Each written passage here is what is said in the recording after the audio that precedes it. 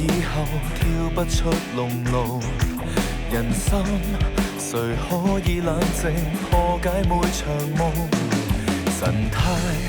行為與眼神，心理已流露，重組還原一切變結種。濃霧裏、囚牢裏，如何去泄露亦殘酷？沉迷後、沉淪後，靈魂是越來越沉重。但背後有誰能當承受無盡的痛？哪裏是退路？無法自我操控。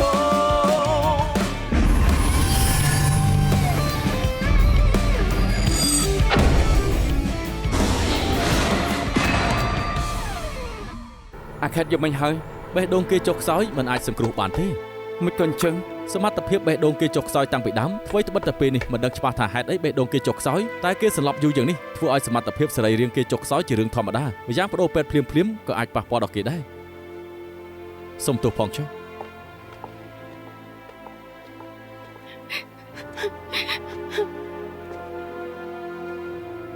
អ្នកនាងមក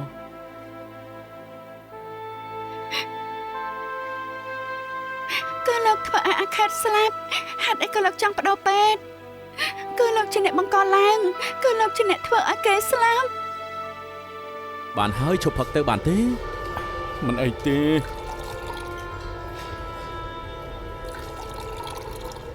ឈប់ផឹកទៅលោកចង់បានលុយពីគេក៏មិនបាច់ដល់ម្លឹងដែរខ្ញុំប្រាប់រួចហើយតែអារម្មណ៍គេមិនល្អត្រូវតែផឹកនាងចង់ថានាងប្រាប់ខ្ញុំហើយខ្ញុំមិនស្ដាប់មែនទេហ៎ខ្ញុំគ្រាន់តែមិនចង់ឲ្យលោករឹងរូសទៀតលោកស្ដាប់ខ្ញុំទេតើណាទៅបន្ទប់ទៅខ្ញុំគ្រាន់ទេខ្ញុំទៅខ្លួនឯងបានសុំទោសហ៎សុំទោសអស់ចាស់ណាស់ទៅហ៎សុំទោសហើយតើចាំវាយសុំទោសមិត្តភក្តិខ្ញុំស្វឹងហើយអាចឈួតយប់នេះខ្ញុំបើចុះសុំទោសគេស្លាប់ហើយលោកខាងក៏អត់ប្រយោជន៍ដែរ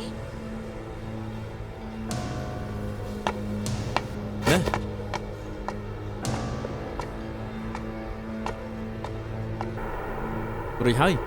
ទៅសិនហើយណាបាយបាយខ្ញុំក៏ហើយដែរអញនៅមិនតាន់ទៅទៀតទេនៅទេអញទៅមុនចុះអូខេបាយ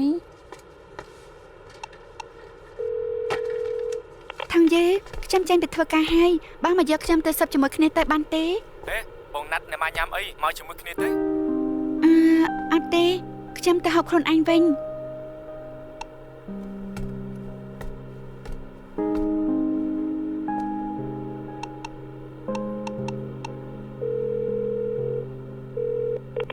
លោកវិនស្រាបៀលើកក្រោយចង់ញ៉ាំស៊ុំឆាប់5តិចទៅដើម្បីឲ្យប៉ាខ្ញុំទៅទិញគ្រឿងមិនបាច់ស៊ុបក៏បានដែរឲ្យតែមានអីហូបតែបានហើយពូឆាំងមកហើយបានហើយមកចំពីល្អណាស់ណែមកហើយមានអីឲ្យជួយទេបាទទេពូធ្វើបានពូកែមែនដូចចង់ផៅនៅសន្តាគារយ៉ាងអញ្ចឹងមានឯណាមនុស្សប្រុសធ្វើម្ហូបគ្រាន់តែធ្វើអីតិចតួចដើម្បីចំអែតកាពះប៉ុណ្ណោះគេត្រូវបង្ខំឲ្យញ៉ាំម្ហូបខ្ញុំធ្វើតាំងពីតូចមកម្លេះដូច្នេះទើបពេលនេះសង្ហាយ៉ាងនេះបាយម្ហូបធម្មតាអញ្ចឹងមានអ្នកធ្វើឆ្ងាញ់ជាងខ្ញុំទៅទៀតអត់ទេទាំងខ្ញុំគ្មានអ្នកចេះធ្វើម្ហូបឡើយដូច្នេះតាំងពីតូចខ្ញុំនឹងបងប្រុសសុទ្ធតែហូបមីកំប៉ុងញ៉ាំតែមីកំប៉ុងមិនកើតមិនល្អចំពោះសុខភាពទេដូច្នេះតែពួកខ្ញុំចិត្តហូបស៊ុបអាចដាក់គ្រឿងក្រៅទាំងអស់នៅក្នុងឆ្នាំងតែមួយម្នាក់ឯងក៏អាចហូបបានដែរគួរឲ្យខ្លាចពេលបងប្រុសគេញ៉ាំស៊ុំក៏ចាក់គ្រឿងក្រៅទាំងអស់ចូលទៅក្នុងឆ្នាំងដែរមនុស្សស្រីមិនចេះធ្វើម្ហូបមិនកើតទេថ្ងៃក្រោយឧស្សាហ៍ឡើងមកចាំពូបង្រៀនឯងធ្វើម្ហូបខ្លះដឹងហើយបាទខ្ញុំឃ្លានណាស់អាចញ៉ាំបានទេពេលមុនចំហុយទៅហ៊ូឆ្អិនអាចញ៉ាំបានហើយចិត្តឆ្អិនហើយចាំតិចទៅនេះមានលៀបមាត់ណាប៉ាខ្ញុំប្រកែធ្វើមាត់ចំហុយទៅហ៊ូខ្លាំងណាស់ណាបន្តិចទៀតលោកកុំចាប់មាត់ឲ្យខ្ញុំអីបានទេថ្វីដៃពូឆាំងអស់ចាមែនតំណែងខ្ញុំត្រូវមករៀនជាមួយគាត់ទៅបានខ្ញុំញ៉ាំច្រើនឆ្នាំទម្លាប់ទៅហើយគ្មានអ្វីពិសេសទេត្រូវហើយចម្លែកមែននាងចូលចិត្តញ៉ាំក្លៀនមាន់តែមិនចូលចិត្តមាន់ទៅវិញមិនមែនខ្ញុំមិនហូបមាន់ទេខ្ញុំខ្លាចហូបតែហ៊ូម៉ាក់មិនចេះធ្វើម្ហូបតាំងពីតូចដល់ធំខ្ញុំនឹងបងប្រុសសិតតែហូបតែហ៊ូជាមួយមីហូបដល់តែឈឺកាពះ វាជាស្មៅខ្មៅពេលនៅតូចដូច្នេះខ្ញុំមិនហូបទាំងពីរមុខ តាមពិនលើកមុនខ្ញុំបានជួបម៉ាក់នាងរួចទៅហើយផ្ទះគាត់ត្រូវគេចូលលួចរឿងក្តីនេះខ្ញុំជាអ្នករ៉ាប់រង អ្នកមានដូចគេគួរតែត្រៀមចិត្តទុកជាមុនយូរហើយឬមួយមិនឲ្យទៅលួចអ្នកមានឲ្យមកលួចអ្នកក្រដូចជាខ្ញុំទេ តាមពិតគ្រួសារមួយសុទ្ធតែមានផលលំបាករៀងខ្លួនមិនមែនដោយសម្បកក្រៅដែលមើលទៅដូចមានក្តីសុខទេ មានក្តីសុខឬអត់មានពាក់ព័ន្ធនឹងខ្ញុំឡើយ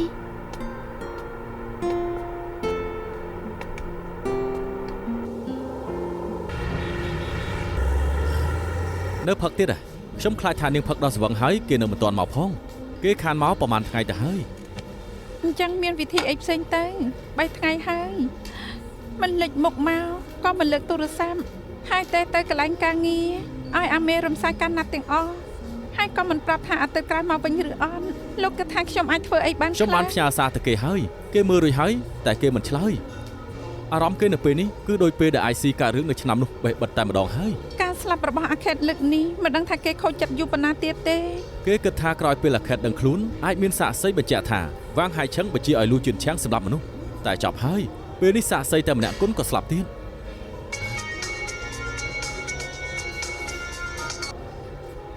អាឡូអាមេមានរឿងអីអាមេឯណាដុកទ័រចុងកំពុងជួបគេនៅក្នុងក្រែងគេរំសាយកាណាត់ទាំងអស់ហើយហ៎ប្រុសបីស្រីមួយមិនដូចអ្នកជំងឺទេ អរគុណនឹកឃើញអីប្រាប់ខ្ញុំបានគ្រប់ពេលបានបាយអញ្ចឹងពេលទំនេរខ្ញុំនឹងមករកលោកជជែកគ្នាទៀតបាទបាយមកហើយប្រហែលអ្នកមិញនេះជាអ្នកណាទៅពួកគេមិនដូចអ្នកជំងឺលោកទេ ពួកគេជាមិត្តរួមថ្នាក់បឋមរបស់វាងហៃឆឹងនាងដឹងទេថាខ្ញុំរកឃើញទស្សនាវដ្តីសាលាបឋមរបស់វាងហៃឆឹងកាលពីមុនអ្នកដែលអាចណាត់មកបានខ្ញុំណាត់មកទាំងអស់ លោកបាត់មុខប្រហែលថ្ងៃនេះគេរត់ទៅរកមិត្តរួមថ្នាក់បឋមរបស់វាងហៃឆឹងឯង ពួកគេនិយាយរឿងកាលពីវាងហៃឆឹងនៅជាសិស្សឲ្យខ្ញុំស្ដាប់ណែពេលវាងហៃឆឹងរៀនថ្នាក់ទី4បានបោកសិស្សស្រីដែលនៅក្បែរខ្លួនថាសាលាមានខ្មោចធ្វើឲ្យក្មេងស្រីទាំងនោះមិនហ៊ានមករៀន3ថ្ងៃចុងក្រោយក៏មិនបានចូលរួមថ្ងៃដែលរើសតួឯកស្រីឡើងសម្ដែងហើយគ្រូក៏បានរើសវាងហៃឆឹងធ្វើជាតួឯកស្រីបានន័យថាវាងហៃឆឹងមានជំងឺបុគ្គលិកលក្ខណៈប្រឆាំងសង្គមតាំងពីតូច តែនេះសុទ្ធតែជារឿងចាស់ហើយទោះលោកអាចបញ្ជាក់ថាគេមានជំងឺបុគ្គលិកលក្ខណៈប្រឆាំងសង្គមតើវាយ៉ាងម៉េច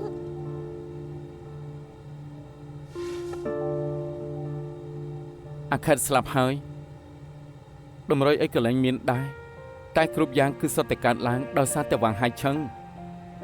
ចាប់ផ្ដើមស៊ើបពីក្បែរខ្លួនគេច្បាស់ជាស៊ើបបានតម្រុយ មនុស្សក៏បានស្លាប់ទៅហើយលោកនៅមិនឈប់ទៀត ព្រោះ ទេ តែគេស្លាប់នឹងហើយទើបខ្ញុំរឹតតែមិនអាចឈប់ទៀតនាងមិនយល់ថាការស្លាប់របស់អាខិតចៃដន្យពេកទេខ្ញុំសង្ស័យថាការស្លាប់របស់អាខិតពាក់ព័ន្ធនឹងវាងហៃឆឹង អាខេតស្លាប់ព្រោះតែបេះដូងចុកខ្សោយអញ្ចឹងលោកអាចអោវាងហៃឆឹងមកពាក់ព័ន្ធដែរលោកមិនយល់ថាខ្លួនឯងហួសហេតុ អ្នក ទេ ដែលហួសហេតុគឺវាងហៃឆឹងដើម្បីបកអាក្រានគេស្អីក៏ខ្ញុំព្រមធ្វើ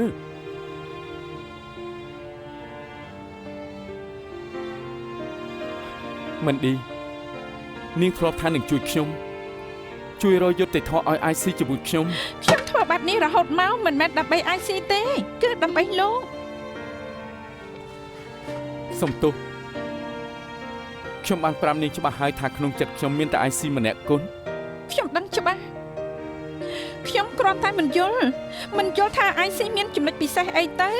ទើបសំឲ្យលោកលះបង់ដើម្បីគេច្រើនយ៉ាងនេះមនុស្សស្លាប់ហើយលោកណាមិនព្រមឈប់ទៀតលោកពិតជាយល់ថា IC ល្អឥតខ្ចោះហ៎គេក៏ចេះប្រព្រឹត្តខុសហើយធ្វើរឿងខុសដែរលោកដឹងទេតាមពិតគេសាហាវ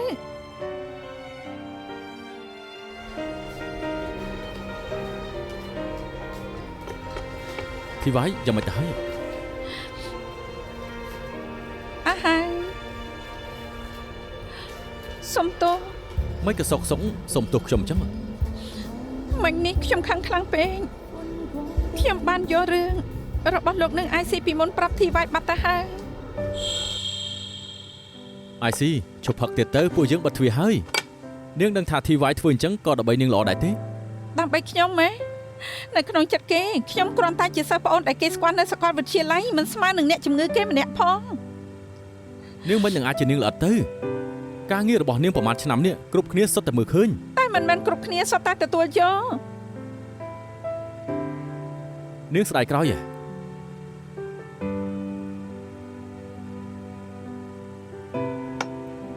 នាងឈប់ផឹកទៀតទៅបានទេនាងដឹងថាប្រហែលឆ្នាំនេះខ្ញុំចំពោះនាងខ្ញុំឃើញរូបរាងនាងអញ្ចឹងខ្ញុំឈឺចិត្តណាស់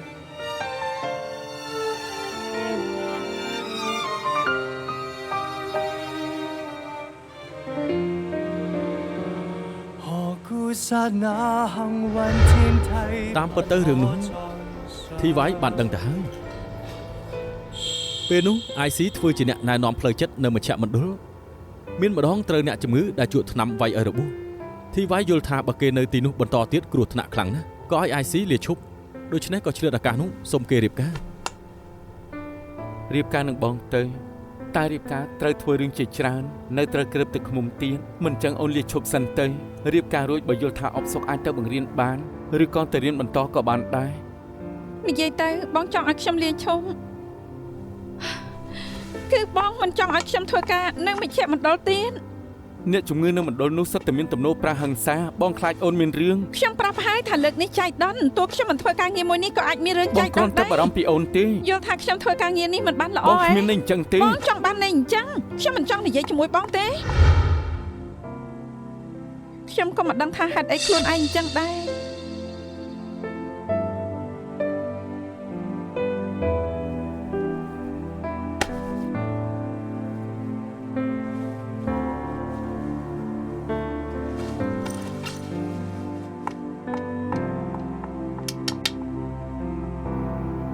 សុំទោស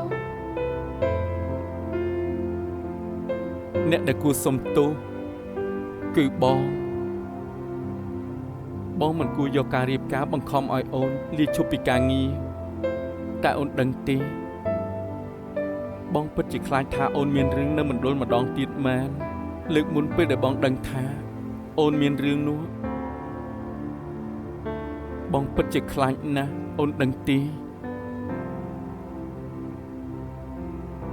ខ្ញុំដឹងថាបងបារម្ភពីខ្ញុំអូនជឿបងទេបងមិនដែលសង្ស័យលើសមត្ថភាពការងារអូនទេបងគ្រាន់តែខ្លាចអូនមានរឿងឈប់ខឹងនឹងបងទេ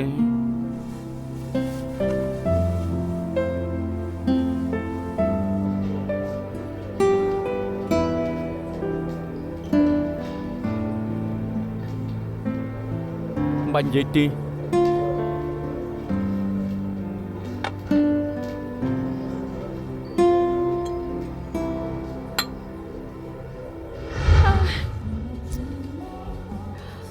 ខ្ញុំយល់ថាខ្លួនឯងល្ងងណាស់មិនអាចបន្ទោសនាងបានទេតាមពិតឆ្នាំនោះខ្ញុំក៏អាត្មានិយមដែរខ្ញុំស្មានថា IC ប្រាប់ធីវ៉ៃតាមត្រង់ពួកគេនៅបែកគ្នាអញ្ចឹងខ្ញុំនឹងមានឱកាសខ្ញុំក៏ផ្ដល់វិធីពីឲ្យ IC ឯងពិតជាគ្មានអារម្មណ៍អីចំពោះអាហារពិតមែនណាច្បាស់ជាអត់ហើយខ្ញុំគ្រាន់តែទុកគេជាមិត្តភក្តិល្អតាមពិតយប់នោះក្រោយពីចាក់ចេញពីបារខ្ញុំស្ដាយក្រោយណាស់ហើយខ្ញុំរត់តែដឹងច្បាស់ថាខ្លួនឯងស្រឡាញ់ធីវ៉ៃប៉ុណ្ណាខ្ញុំមិនដឹងថាគួរប្រាប់ធីវ៉ៃយ៉ាងម៉េចមែនក្នុងនាមជាមិត្តល្អឯងខ្ញុំយល់ថាឯងមិនគួរនិយាយទេតែក្នុងនាមជាបាត់ចិត្តសាស្ត្រតាមគោលជំហរនៃភាពជំនាញខ្ញុំថាសារភាពអាចធ្វើឲ្យទំនាក់ទំនងពួកឯងកាន់តែល្អណាស់ខ្ញុំស្មានថា IC មិននិយាយទើបមិញនេះប្រាប់ធីវ៉ៃទៅខ្ញុំចង់ឲ្យគេដឹងថា IC មិនមែន100ពិន្ទុពេញទេIC មានចំណុចខ្វះខាតប៉ុណ្ណាមិនសំខាន់ទេឲ្យតែធីវ៉ៃស្រឡាញ់គេនៅក្នុងចិត្តគេឲ្យ IC 100ពិន្ទុពេញខ្ញុំយល់តែខ្ញុំអាត្មានិយមណាស់ដើម្បីភាពចង់បានខ្លួនឯងបោះអាក្រាតរឿងអាស្រ័យបងប្អូនល្អរឿងអាក្រក់បែបនេះខ្ញុំក៏អាចធ្វើបានមើលតែថ្ងៃក្រោយធីវ៉ៃរត់តែមិនចូលចិត្តខ្ញុំទៀតកុំចឹងអីផឹកមកកែទៅ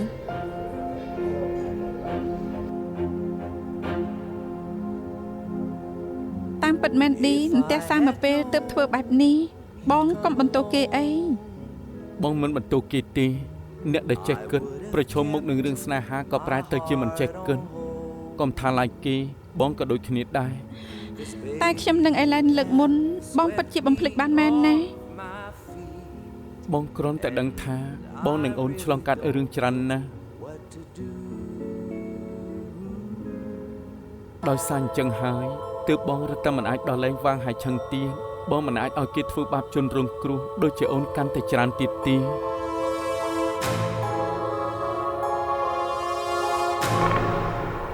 អាស៊ុយចូលតិចមកចូលមកលូវីនមានការអីហ៎អង្គុយចូលមកឯងមើលចម្លើយនេះទៅ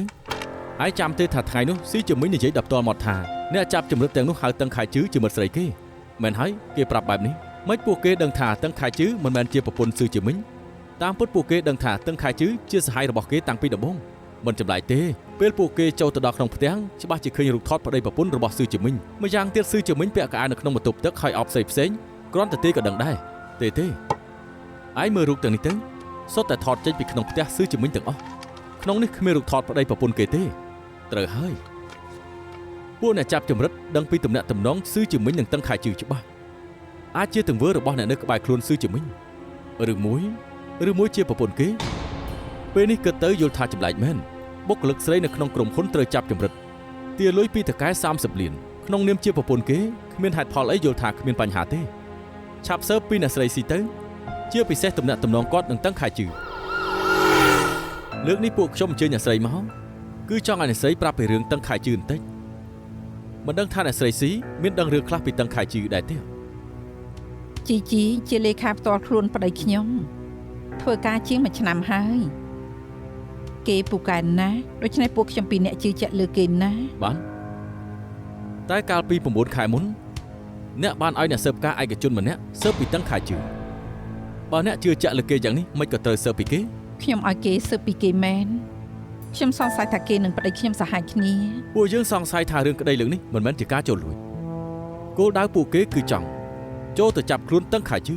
លោកចង់ថាអ្នកជំរិនទៅផ្ទះខ្ញុំដើម្បីចាប់ជីហ៎ពួកអ្នកចាប់ចម្រិតដឹងពីទំនាក់ទំនងប្តីអ្នកនឹងតឹងខែជឺច្បាស់លាស់ណាស់ពួកយើងជឿជាក់ថាអ្នកដែលចាប់ចម្រិតគឺអ្នកដែលនៅក្បែរខ្លួនប្តីអ្នកគោលដៅពិតមិនត្រឹមតែចាប់បង្ខំប្តីអ្នកទេហើយចង់កម្ចាត់មជុលក្នុងកាយភ្នែកតឹងខែជឺចោលទៀតហើយអ្នកដែលទើសភ្នែកនឹងតឹងខែជឺបំផុតក៏ជាអ្នកស្រីផ្ទាល់ដែរលោកសង្ស័យថាខ្ញុំធ្វើហ៎លុយរំលោះខ្លួនចំនួន10លានខ្ញុំដកចេញពីហៅប៉ៅខ្លួនឯងបើខ្ញុំចង់ឲ្យគេស្លាប់ខ្ញុំមិនអាចជួយរំលោះគេឲ្យប្តីខ្ញុំទេប៉ុន្តែការរំលោះលើកនេះបរាជ័យពួកគេចង់សម្លាប់ចំណាត់ខ្មាំងគ្រាន់តែតឹងខែជឺជីវិតថ្លៃមិនស្លាប់តែប៉ុណ្ណឹងលោកយកលុយទៅរំលោះបរាជ័យមិនអាចពាក់ព័ន្ធនឹងខ្ញុំទេដឹងចុះក្រៅពីអ្នកស្រីហើយនៅមានអ្នកណាដឹងពីទំនាក់ទំនងប្តីអ្នកនឹងតឹងខែជឺទៀតដែរទេមិនដឹងទេពួកគេលាក់បាំងបានល្អណាស់ខ្ញុំគិតថាបុគ្គលិកក្រុមហ៊ុនទាំងអស់គ្មានអ្នកណាដឹងទំនាក់ទំនងពួកគេទេបើដឹងថាពួកគេជាសហាយនឹងគ្នាហើយហេតុអីក៏ដកលុយ10លានទៅរំលោះគេទៀតខ្ញុំមិនមែនចង់ជួយស្រីម្នាក់នោះទេខ្ញុំគ្រាន់តែចង់ជួយប្តីខ្ញុំឲ្យបងទិញផ្ទះឲ្យខ្ញុំចាំអស់ជាងកន្លះឆ្នាំហើយណែចាំថ្ងៃក្រោយលុយធូរបន្តិចបងនឹងនាំអូនទៅមើលផ្ទះថ្មីខ្ញុំមិនបានថាត្រូវតែផ្ទះថ្មីទេក្រែងបងថានៅលាទីតុនមានកន្លែងចាស់មួយប្រវែងជាង100ម៉ែត្រការ៉េហ៎ប៉ុណ្ណឹងគ្រប់គ្រាន់ហើយផ្ទេដាក់ឈ្មោះខ្ញុំទៅហើយមិនបានទេកន្លែងនោះប្រពន្ធបងកំពុងតែជួលណាកន្លែងជារបស់បងចង់ផ្ទេដាក់ឈ្មោះអ្នកណាក៏ប្រពន្ធបងតវ៉ាមិនបានដែរហើយសរុបទៅថ្ងៃក្រោយបងនឹងនាំអូនទៅមើលកន្លែងថ្មីជួលមកលោកស៊ីមានការអីមានឯកសារមួយឲ្យលោកសញ្ញេត្រូវហើយម៉ែងការីនៅផ្នែកចលនាទ្រព្យទេមកប្រាប់ថាអ្នកស្រីស៊ីប្រាប់គេថាទីតាំងដែលនៅលាទីតិនជួលចេញគ្រប់ពេលខែឈប់ជួលទៀតហើយសួរលោកថាត្រូវការលក់ឬអត់ខ្ញុំមានបានថាណាត់ឯណាការីថាអ្នកស្រីស៊ីប្រាប់គេបែបនេះគេមិនយល់ថាបានន័យថាម៉េចដូច្នេះក៏ឲ្យខ្ញុំប្រាប់លោកស៊ីទៅបានហើយបើការីទេមកទៀតនាងប្រាប់គេថាចាំខ្ញុំសួរឲ្យច្បាស់សិនទៅធ្វើការចុះចាបាន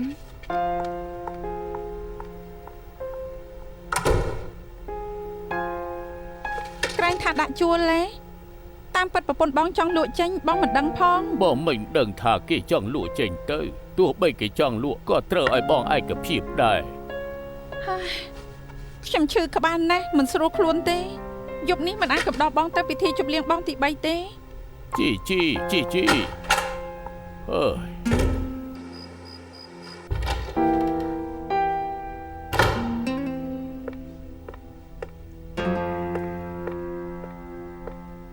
អេក្រែងបងថាទៅពិធីជប់លៀងបងទី3ហ៎ មានអារម្មណ៍ទើបមិនទៅនៅសុកមិនក៏អូនឈប់ជួលទីតាំងដែលនៅលៀនទីតុននោះអូនចង់លក់ចេញហ៎ ការីប្រាប់បងហ៎ អូនមិនឲ្យការីប្រាប់បងហ៎ គឺអត់ទេគ្មានអីដែលមិនអាចឲ្យបងដឹងបានទេខ្ញុំគ្រាន់តែចង់យកកន្លែងនេះផ្ទេរទៅឲ្យកូនប្រុសស្រីខ្ញុំតែប៉ុណ្ណោះ ថាម៉េចអូនចង់យកកន្លែងបងឲ្យតែកូនប្រុសស្រីអូនហ៎ក្រែងអូននិយាយខ្លួនឯងថាអូនទទួលស្គាល់កូនប្រុសស្រីជារឿងរបស់អូនមិនប៉ះពាល់ដល់បងទេតែពេលនេះអូនមិនមាត់មួយម៉ាត់ក៏ចង់ផ្ទេរកន្លែងបងទៅឲ្យកូនអូន ច្រើនឆ្នាំមកនេះខ្ញុំមិនបានមើលថែពួកគេឲ្យបានល្អទេពេលនេះខ្ញុំគ្រាន់តែចង់ឲ្យពួកគេរស់នៅបានសុខស្រួលបន្តិចប៉ុណ្ណោះបើបងមិនពេញចិត្តចាំថ្ងៃក្រោយចាំនិយាយទៀត អូនមានកូន2នាក់មិនប្រាប់បងចង់លក់កន្លែងបងក៏មិនប្រាប់បងបើការីមិនប្រាប់បងទេបងត្រូវអូនបោកហើយបងមិនដឹងថាអូនលាក់បាំងស្អីនឹងបងទៀតទេ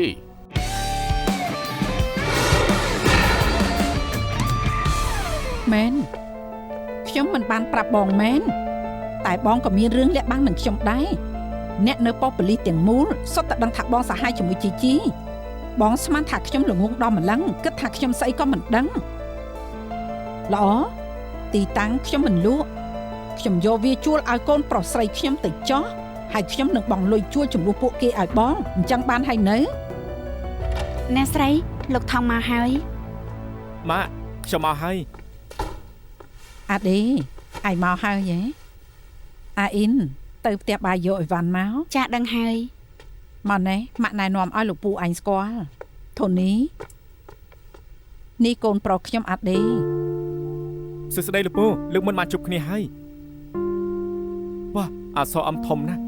ពូមិនអីទេ មិនអីទេគាត់តែងតែអញ្ចឹងឯង ឯងខានជួបមកឯងច្រើនឆ្នាំហើយមែនទេ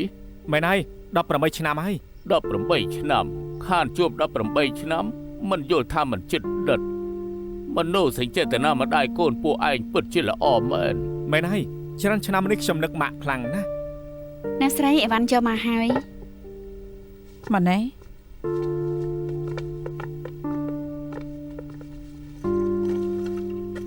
នេះគឺប៉ៅហឺចំណែកមួយនេះគឺផ្សិនម្យ៉ាងនៅមានស៊ុបទៀនណែឈប់ហូបមីមិនល្អចំពោះសុខភាពទេ អូអញ្ចឹងខ្ញុំយកវាដាក់ជាមួយមីទៅ ឯងពូកែរើសពេលទទួលស្គាល់ម្ដាយកូនមែនពេលនេះញ៉ាំមីហើយនៅមានប៉ៅហ៊ឺញ៉ាំទៀតមិនក៏មិនឲ្យគេយកកូនសៅនៅឯទីទុនឲ្យឯងទៅម្ដងទៅ កូនសោយទៅ អើគេមិនដឹងរឿងនេះទេ មិនដឹងឬក៏ធ្វើពុតជាមិនដឹងអូនបោះបង់ពួកគេចោល10ឆ្នាំអ្នកធម្មតានឹងស្អប់អូនមើលចុះពេលនេះគេញញឹមទទួលស្គាល់ដោយរីករាយអូនកុំប្រាប់បងថាគេមិនមែនមកយកចិត្តណាមិនចឹងមានតែគេសម្ដែងល្អជាងចៅយឿនហ្វាត់ឬមួយក៏គេជាមនុស្សល្ងង ធូនី លោកពីធូនីខ្ញុំមិនល្ងងទេខ្ញុំគ្រាន់តែមានជំងឺអូទីសឹមតែប៉ុណ្ណោះទេ អូស្អីគេទៅ អូទីសឹម តាមពិតគេគឺជាមនុស្សល្ងងមែ ធូ ន នីឈប់ថាគេល្ងងទៀត ជាង10ឆ្នាំមកនេះអូននៅជាមួយបងស៊ីជាមួយបងពេលនេះដោយសារកូនដើមម្នាក់នេះមកតមុតនឹងបងហ៎ ពួកយើងទៅកុំខ្វល់នឹងគេ ម៉ាក់ ចង់ទៅណាក៏ទៅអើយ ទូកន្លែងនេះជាផ្ទះខ្លួនឯងទៅបានហើយ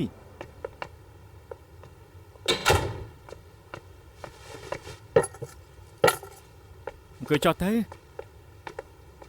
ហូបមីអស់ហើយមិនយកបោះចោលទៀតចាំម៉ាក់ជួយឯង ហេកុំអីខ្ញុំរៀបចំបានហើយជាង10ឆ្នាំនេះខ្ញុំនិងពុនស្រីផ្លាស់ប្ដូរគ្នារៀបចំ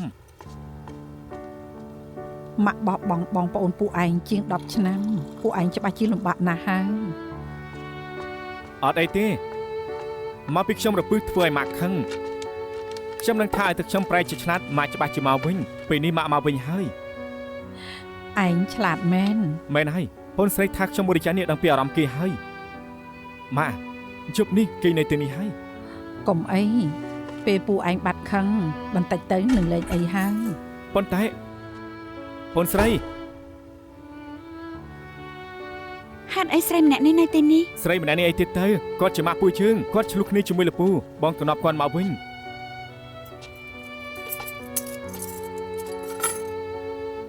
ម៉ានេះ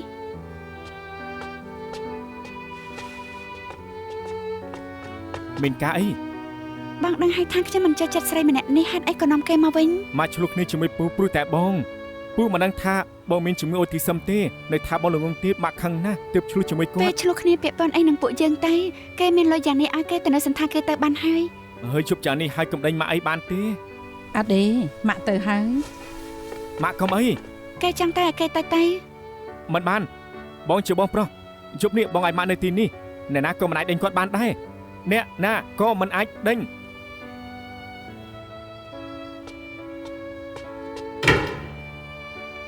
ម៉ាក់កុំខ្វល់នឹងផុនស្រីអីជប់នេះគេក្នុងបន្ទប់ខ្ញុំចុះ លោកវិនមានរឿងអីកើតឡើងហ៎ ពេលនេះគ្មានទេលោកស៊ីលោកគិតមើលច្បាស់ថានៅក្បែរខ្លួនលោកមាននរណាខ្លះដឹងពីទំនាក់ទំនងលោកនឹងតឹងខែជឺ ខ្ញុំពិតជាមិនដឹងមែន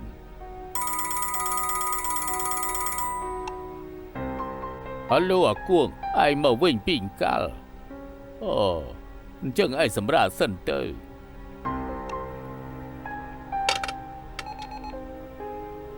ហៅឡូអាអ៊ីនដៃអាគួងត្រូវរបួសហើយគេបើកឡានមិនកើតទេឯងជួយបើកឡានជំនួសគេ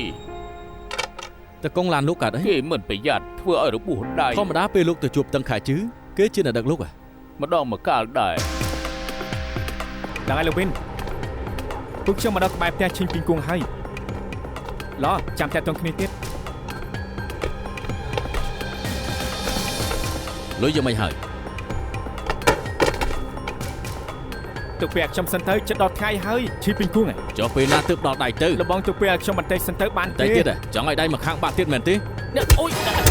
នៅសៀម អ្នកសៀម ប៉ូលីសនៅសៀម អ្នកសៀមប៉ូលីសអ្នកសៀមឈប់ នៅសៀម អ្នកសៀមឈប់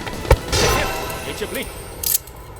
នេះលកាមកគូនេះរកឃើញនៅសន្តាគារដែលពួកឯងនៅបញ្ជាក់ថានេះជាអវ័នដែលឯងលួចគេហើយនឹងចូលផ្ទះគេចាប់ចម្រិតពួកឯងចាប់ចម្រិតតឹងខែជឺនឹងមកខំស៊ីជាមួយមែនទេចង់សម្លាប់មនុស្សស្អីទៅ ឯងត្រូវសារភាពតាមត្រង់ចាប់ចម្រិតចាប់បង្ខំមានបំណងសម្លាប់គ្រប់គ្រាន់ឲ្យឯងដេកគុកមួយជីវិតបាន អត់ទេសម្លាប់ដោយទម្លាក់ចំណាត់ខ្មាំងចូលសមុទ្របើមិនមានបំណងសម្លាប់គឺស្អីវិញឈីពីងគួយឲ្យពួកខ្ញុំចូលផ្ទះលួចអីវ៉ាន់ក្រោយមកក៏ចាប់ស្រីម្នាក់នោះឡើងឡានទៅដល់ភ្នំពួកខ្ញុំក៏ចុះពីឡានពួកខ្ញុំមិនបានសម្លាប់មនុស្សទេមិនពាក់ព័ន្ធដល់ខ្ញុំឡើយយ៉ាងម៉េចហើយ លោកវិញ បានឯកសារអីខ្លះទេលោកវិន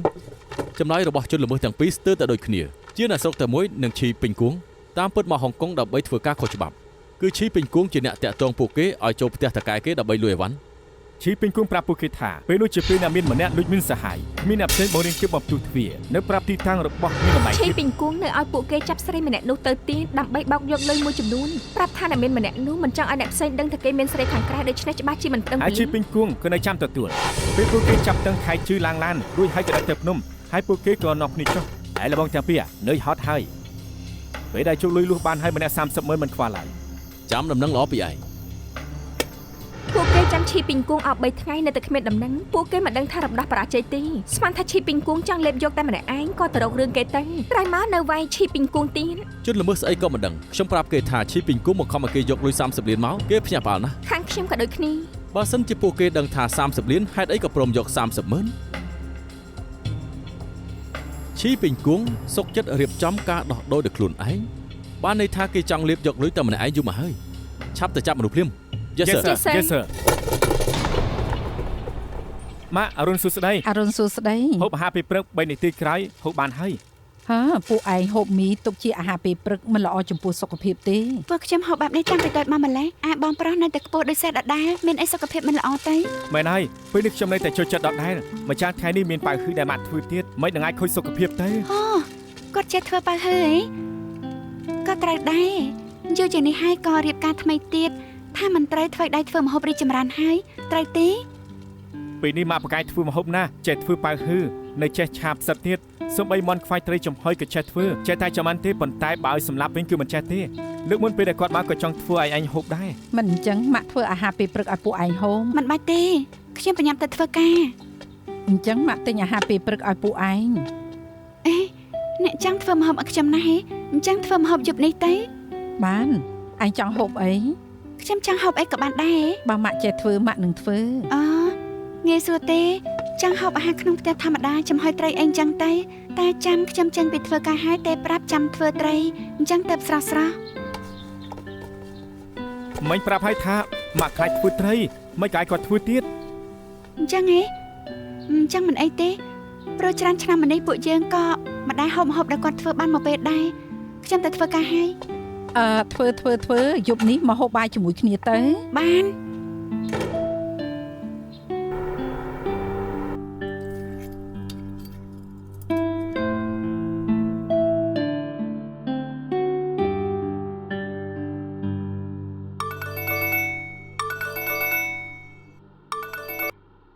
មានកាយថងយឺ ម៉ាក់ទិញម្ហូបមកច្រើនណាស់ឯងឆាប់មកវិញ គេធ្វើម្ហូបមែននេះ គឺឯងជាអ្នកប្រាប់ឲ្យម៉ាក់ធ្វើតើគាត់ទិញត្រីមួយក្បាលធំជាងកន្លះគីឡូពេលនេះទៅនៅរស់នៅឡាយ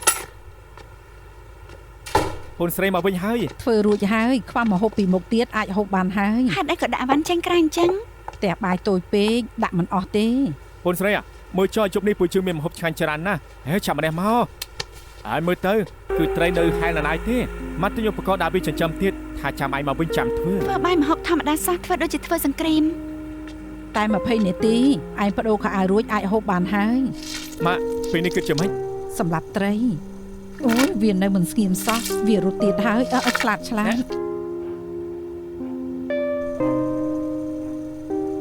ម៉ាក់ខំប្រឹងឡើងខ្ញុំគាំទ្រម៉ាក់ ធ្វើស្អីហ្នឹង មិនអីទេត្រីនេះរអិលណាស់ធ្លាក់ទៅលើដីបាត់ទៅហើយ ពេលនេះគិតយ៉ាងម៉េចចាប់យ៉ាងម៉េចទៅ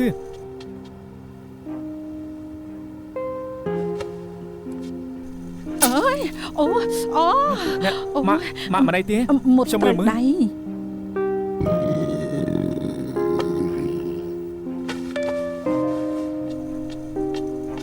អាចហូបបានហើយណែ ឯងក៏មកខំអីម៉ាក់ធ្វើត្រីនេះគឺមុតដៃទៀតណា មិនអីទេពីមុនម៉ាក់ធ្លាប់ត្រីអញ្ចឹងដែរឯងឃ្លានណាឯងហូបសម្លសិនទៅម៉ាក់មិនអីទេ បានមិនចេះកំហាមាត់យល់ព្រមអី ម៉ាក់ខំចូលផ្ទះធ្វើម្ហូបបាយអញហូបហើយគ្រាន់តែសម្រាប់ផ្ទះបាយពូជឿមិនគ្រប់គ្រាន់ទេ មែនហើយអីវ៉ាន់ក្នុងផ្ទះបាយយើងមិននឹងគ្រប់គ្រាន់ដូចក្នុងផ្ទះបាយធំរបស់គេទេម្យ៉ាងណាមានអ្នកបម្រើទៀតមែនហើយមានកំប៉ុងខូចសុខភាពមែនតែយ៉ាងហោចណាស់ក៏ចិញ្ចឹមបងប្អូនពួកយើងឲ្យធំធាត់ដូចសេះដែរយប់នេះខ្ញុំសឹកចិត្តហូបមីក៏មិនហូបម្ហូបដែលអ្នកធ្វើដែរ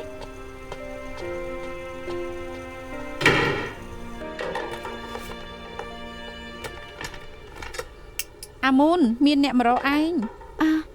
បាយដល់តាចឹង ខ្ញុំគិតថាមានរឿងខ្លះមានតែនាងទើបអាចជួយអដេបានអ្នកស្រីស៊ីពិសាតែអ្នកស្រីស៊ីថ្ងៃនេះរៀបចំឲ្យអ្នកមកតាមពិនអដេហៅខ្ញុំមកជួយ អាដេហ៎ ខ្ញុំដឹងថាពីមុនមានរឿងកើតឡើងជាច្រើនពិបាកនឹងដោះស្រាយបញ្ហាគ្រប់យ៉ាងបានភ្លាមការជួបជុំថ្ងៃនេះសង្ឃឹមថាពួកយើងអាចនិយាយគ្នាដោយស្ងប់អារម្មណ៍គិតមើលថាជំហានបន្ទាប់គួរធ្វើយ៉ាងម៉េច ខ្ញុំគ្មានអីត្រូវនិយាយទេអ្វីដែលចង់និយាយលើកមុនអ្នកបានលួចស្ដាប់នៅក្នុងផ្ទះពួកខ្ញុំអស់ហើយ អូខេមិនចឹងថ្ងៃនេះអ្នកស្រីជាអ្នកនិយាយចុះថាហេតុអីឆ្នាំនោះធ្វើបែបនេះអ្នកស្រីក្នុងចិត្តអ្នកមានពាក្យអីនិយាយចេញមក ពេលរៀនសកលចប់ភ្លាមខ្ញុំក៏រៀបការជាមួយប៉ាគេក្រោយមកក៏រស់នៅជីវភាពបែបអ្នកស្រីតូចក្នុងពេលនោះជាពេលដែលខ្ញុំរីករាយបំផុតនៅក្នុងជីវិត ខ្ញុំជឿថាបើសិនជាប៉ាដេនិងអាមូនមិនស្លាប់ទេនោះគ្រួសារពួកអ្នក4នាក់ច្បាស់ជាមានក្តីសុខ មុនពេលប៉ាពួកគេស្លាប់ខ្ញុំសន្យានឹងគេថានឹងមើលថែបងប្អូនពួកគេឲ្យបានល្អខ្ញុំស្មានថាខ្ញុំអាចធ្វើបាន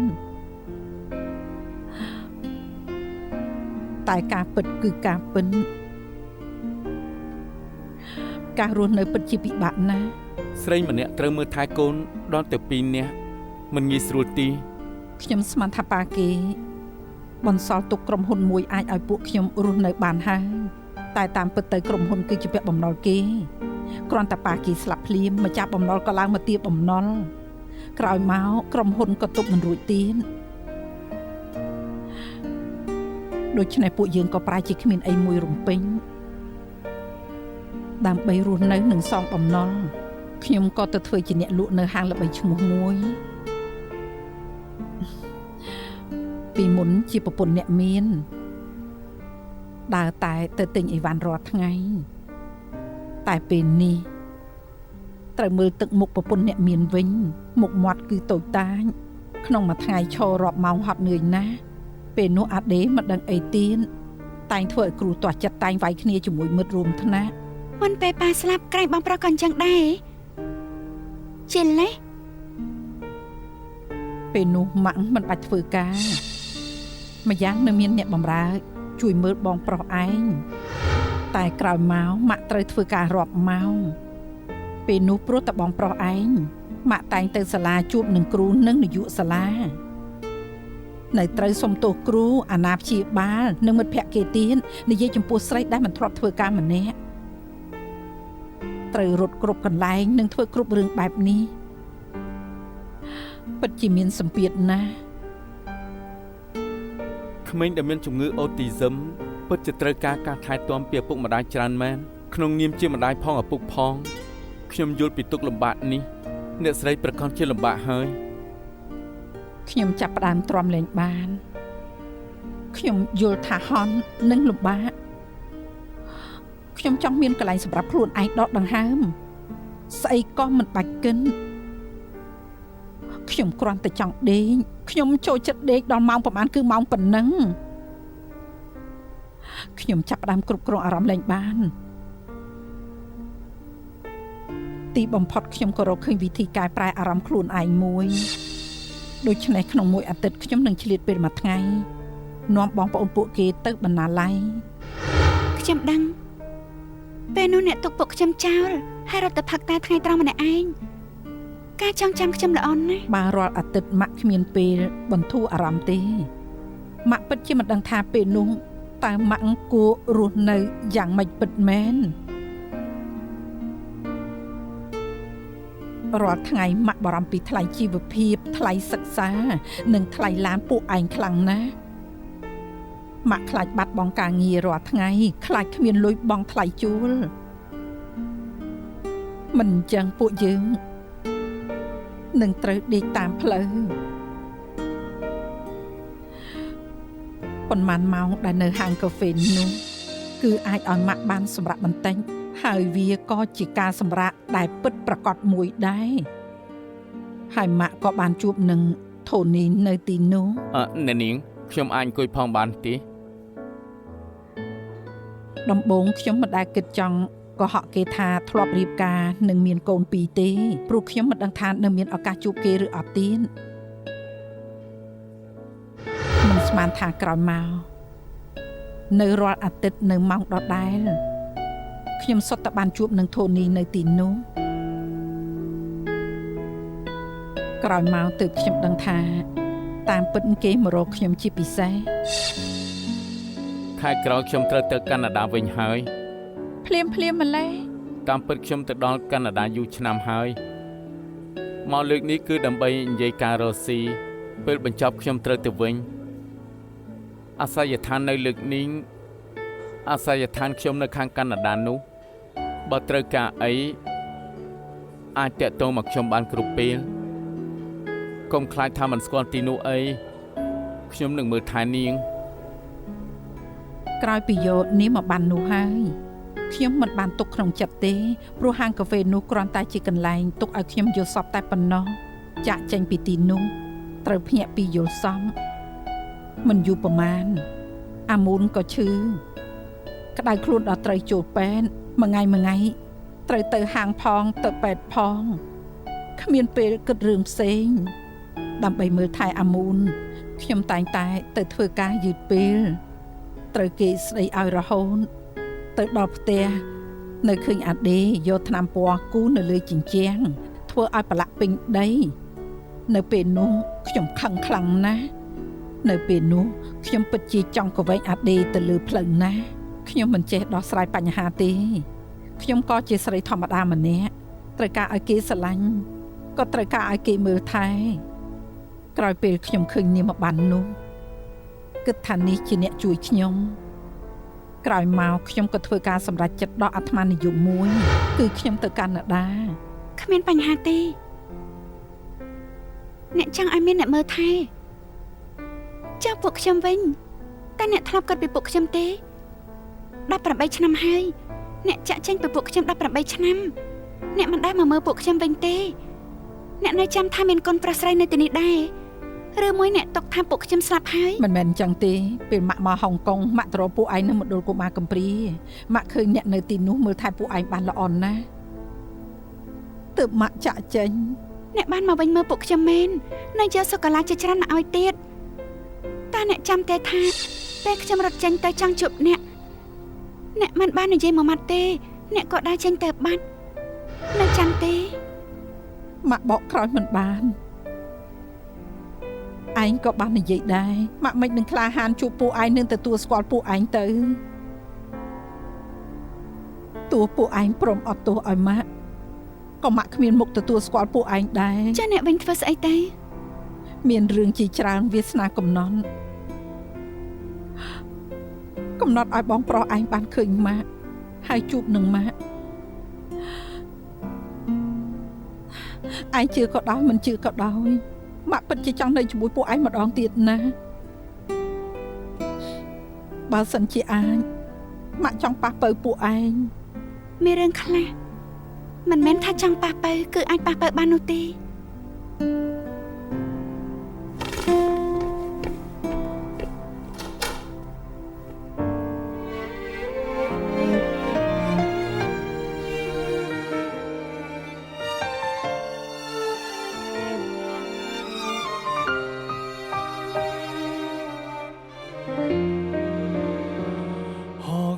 剎那幸運天梯不可再上，幸福的小說最後一章偏要有哀傷，煩惱要說亦沒對象，由自己一個去惆悵，還是要生活和養傷。在你走的那個晚上，我的心窗開始關上，臉上無痛癢，內心經已重傷。自你走的那個晚上，我再不想。